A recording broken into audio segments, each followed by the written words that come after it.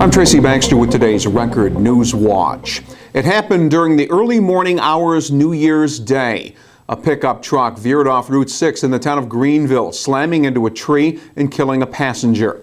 Now, following a 3-month investigation, state police have charged the driver of the pickup, 49-year-old Juan Avalos Zamora of Poughkeepsie, with aggravated vehicular homicide and manslaughter.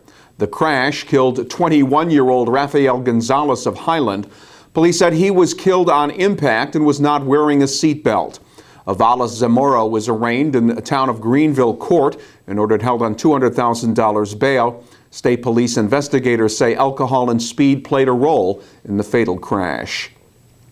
They're worried they could lose their school.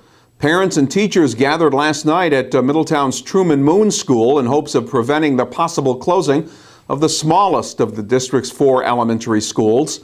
District Superintendent Ken Eastwood says closing Truman Moon is a possibility in the face of a grim financial picture that could result in more than 60 school district layoffs in the next school year. Hundreds of those connected to the district held protests earlier this week to call for more state school aid. And State Senator John Bonasek was a target of criticism again last night. School Board Vice President Andrew Warren says his support of a budget proposal that gives tax credits to charter school donors and funding for pre-kindergarten in New York City does so at the expense of public school districts like Middletown. He might be fighting for funding of education, but what was missing from his message was the fact that he's not fighting for us, and he's supposed to represent us. So, let him know how you feel. Call his office. Truman Moon Principal Linda Brandt and PTO President Samantha Figueroa urged parents last night to contact state legislators and sign petitions calling for more funding. Middletown will know how much aid the district is getting once the state legislature adopts a budget, possibly by next Monday. This was the scene in Middletown back in August of 2011. Raging water from the storms Irene and Lee ripped through the Monhagen Brook culvert, flooding streets and causing major damage to property along Fulton Street and vicinity. Now work is finally underway to reinforce the brook culvert as a way to prevent future flooding as well as damaging erosion and retaining wall cave-ins. This is the project for reconstructing the Monhagen drainage way due to the damage that happened from Irene and Lee. That goes back to 2011. It shows you how long these projects take to materialize. So luckily FEMA did approve the funding for this project, and we're going to be putting a few box culverts over here, as you can see behind me, about 12 foot by 8 foot, in order to reinforce the road and the adjacent area in here. And that was the most suitable solution to recover from the damage that occurred from Irene. FEMA is covering the entire cost of the work. Local contractor Boyce Excavating was low bidder for the $1.6 million project, which is expected to be completed in about 2 months. What began as a domestic dispute at a residence in the town of Hurley Tuesday night turned into a tense standoff with police a day later.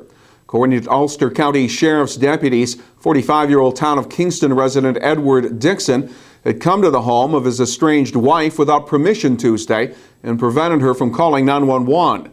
He left before police arrived. Then Wednesday night, deputies and parole officers found Dixon back at the Kovacs Drive residence. He barricaded himself inside, telling police he had a gun and would shoot anyone coming to get him. Following a 3-hour standoff, Dixon was taken into custody without incident. He's been charged with felony burglary as well as criminal mischief and endangering the welfare of a child. No gun was found. 2 children were in the house at the time. A wrong-way driver from Rockland County who slammed into an oncoming vehicle on the Tappan Zee Bridge last July, a crash that killed a passenger in the other vehicle, has been charged with criminally negligent homicide. 69-year-old Michael Shekel was the driver of an SUV that was heading south in the northbound lanes of the bridge. The head-on collision causing the death of Hannah Ayabraki of Hillcrest, New York, a passenger in the car that he struck. Total of 5 vehicles were involved in the pileup. Shekel claimed he had gotten confused by road signs and remembered little of the incident. He was released following his arraignment and will be back in court April 7th. State police say Bradley Willis was caught on video selling copper wire at an area recycling facility, wire he had stolen back in January from a Central Hudson utility maintenance yard in Marlboro. The 29-year-old Newburgh man was charged with criminal possession of stolen property. Investigators say Willis cut through a security fence to get to the copper wiring. And last month, 2 people reported to Town of Wallkill police that they'd been the victims of an attempted robbery in a parking lot along Route 211. 28-year-old Shane Prestamonico of Port Jervis and 45-year-old Denise Strope of Milford, Pennsylvania, told police that 2 men assaulted them and tried to steal Strope's handbag, and that Prestamonico was dragged by the suspect's car.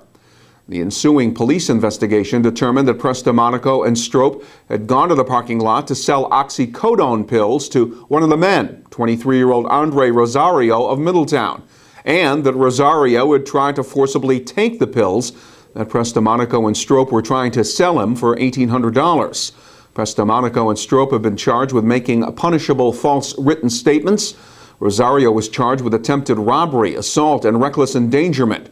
Rosario's accomplice, 26-year-old Sonny Palat of New Hampton, was charged with reckless endangerment and criminal facilitation. Better find the umbrella. There is plenty of rain in the local forecast for this weekend.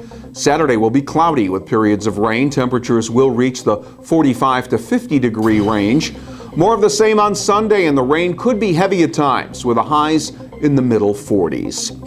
You'll stay on top of what's happening when you pick up the weekend editions of the Times-Herald Record and stay connected to breaking news all weekend long right here at Record Online. For Record Newswatch, I'm Tracy Baxter.